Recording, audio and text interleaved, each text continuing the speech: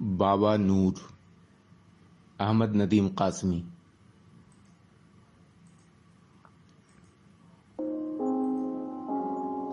کہاں چلے بابا نور؟ ایک بچے نے پوچھا۔ بس بھائی یہیں ذرا ڈاک خانے تک۔ بابا نور بڑی ذمہ دارانہ سنجیدگی سے جواب دے کر آگے نکل گیا اور سب بچے کھلکھلا کر ہنس پڑے۔ صرف مولوی قدرت اللہ چپ چاپ کھڑا بابا نور کو دیکھتا رہا۔ پھر وہ بولا، ہنسو نہیں بچوں، ایسی باتوں پر ہنسا نہیں کرتے، اللہ تعالی کی ذات بے پرواہ ہے۔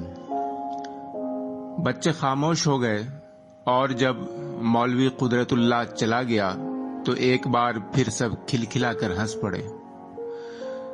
بابا نور نے مسجد کی محراب کے پاس رک کر جوتا اتارا، ننگے پاؤں آگے بڑھ کر محراب پر دونوں ہاتھ رکھے، اسے ہونٹوں سے چوما، پھر اسے باری باری دونوں آنکھوں سے لگایا، الٹے قدموں واپس ہو کر جوتے پہنے اور جانے لگا۔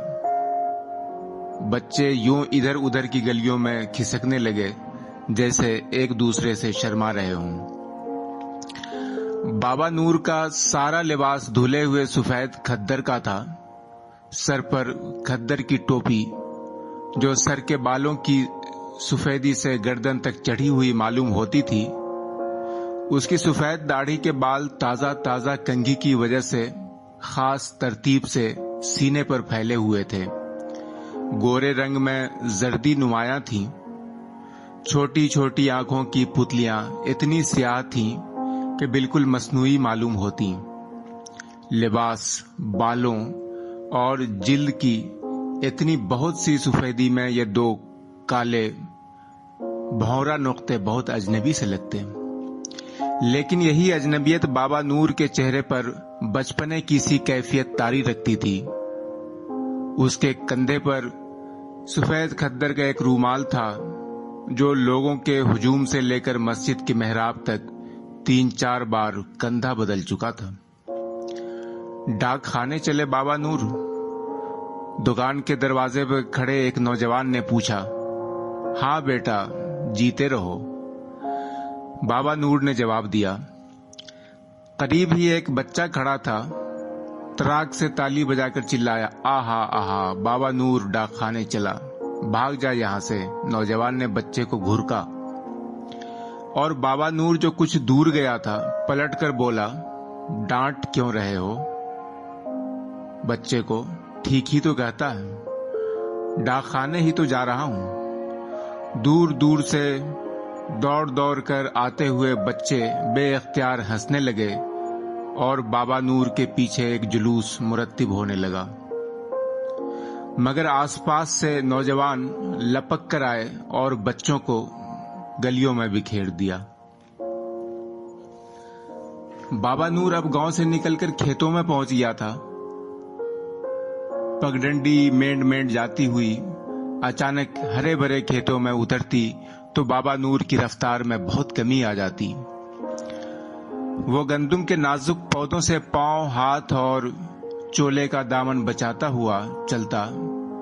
اگر کسی مسافر کی بے احتیاطی سے کوئی پودا پگڈنڈی کے آر پار کٹا ہوا ملتا تو بابا نور اسے اٹھا کر دوسرے پودوں کے سینوں سے لپٹا دیتا اور جس جگہ سے پودے نے خم کھایا تھا اسے کچھ یوں چھوتا جیسے زخم سہلا رہا ہے۔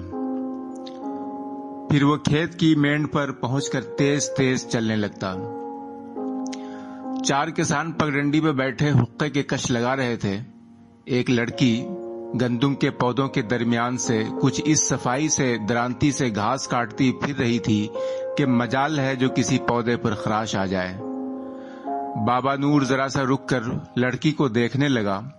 وہ گھاس کی دستی کاٹ کے ہاتھ پیچھے لے جاتی، گھاس پیٹھ پر لٹکی گٹھی میں ڈال کر پھر درانتی چلانے لگتی۔ بھائی کمال ہے، بابا نور نے دور ہی سے کسانوں کو مخاطب کیا، یہ لڑکی تو بالکل مداری ہے، اتنی لمبی درانتی چلا رہی ہے، چپے چپے پر گندم کا پودا اگ رہا ہے، لیکن दरांती घास काट लेती है और गंदुम को छूती तक नहीं। ये किसकी बेटी है? तू किसकी बेटी है बेटा? बाबा ने लड़की से पूछा। उसने पलट कर देखा तो एक किसान की आवाज आई, मेरी है बाबा। तेरी है? बाबा नूर किसानों की तरफ जाने लगा। बड़ी सियानी है, बड़ी अच्छी किसान है, खुदा हयात लंबी करे। आज कहाँ चले बाबा? लड़की के बाप ने पूछा। डाकखाने। दूसरे ने पूछा। हाँ बाबा नूर उनके पास जरा सा रुक कर बोला, मैंने कहा पूछाऊं शायद कोई चिट्ठी विट्ठी आई हो। चारों किसान खामोश हो गए। उन्होंने एक तरफ हटकर पगडंडी छोड़ दी और बाबा नूर आगे बढ़ गया। अभी वो खेत के पड़ले सिरे पर पहुंचा ही था कि लड़की की आवाज आई, लस्सी पियोगे बाबा नूर? बाबा नूर ने मुड़कर देखा और गांव से निकलने के बाद पहली बार मुस्कुराया। पी लूंगा बेटा। फिर जरा सा रुक कर बोला, पर देख जरा जल्दी से ला दे, डाक का मुंशी हवा के घोड़े पर सवार रहता है, चला न जाए। लड़की ने घास की गठरी कंधे से उतार वहीं खेत में रखी। फिर वो दौड़कर मेंढ पर उगी एक बेरी के पास आई। तने की ओट में पड़े बर्तन को खूब छलकाया, एल्युमिनियम का कटोरा भरा और लपक कर बाबा नूर के पास जा पहुंची। बाबा ने एक ही सांस में सारा कटोरा पीकर रूमाल से होंठ साफ किए। बोला, नसीबा इस लस्सी की तरह साफ सुथरा हो बेटा। और आगे बढ़ गया।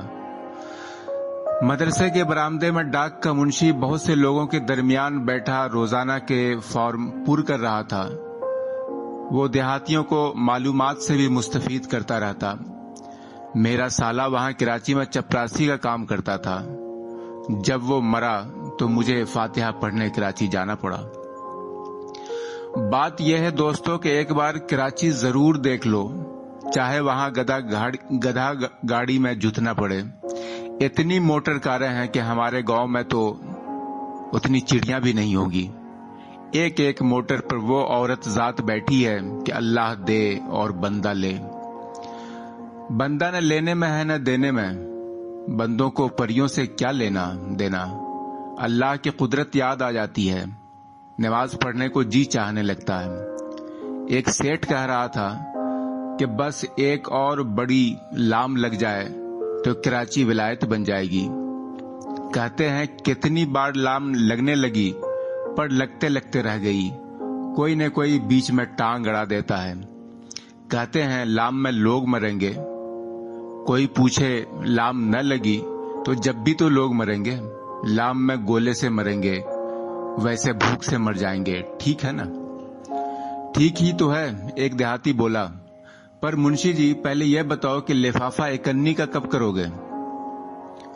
मुंशी जी ने उसे कुछ समझाने के लिए सामने देखा तो उसकी नजर एक नुक्ते पर जैसे जमकर रह गई। उसका रंग फक हो गया और वो बुझी हुई आवाज में बोला, बाबा नूर आ रहा है। सब लोगों ने पलट कर देखा और फिर सबके चेहरे कुम्हला गए। बच्चे मदरसे के दरवाजों और खिड़कियों में जमा होकर बाबा नूर की सरगोशियां करने लगे। मुंशी ने उन्हें डांट कर अपनी जगह पर बिठा दिया।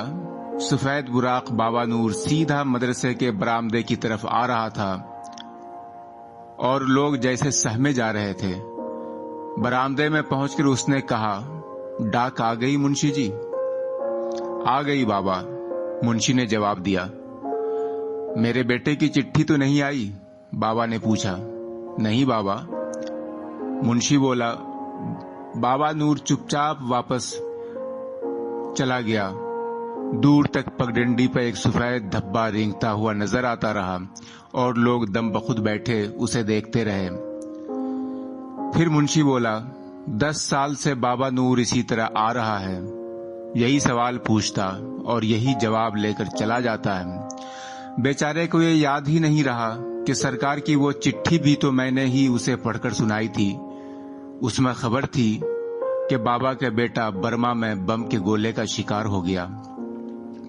जब से वो पागल सा हो गया है।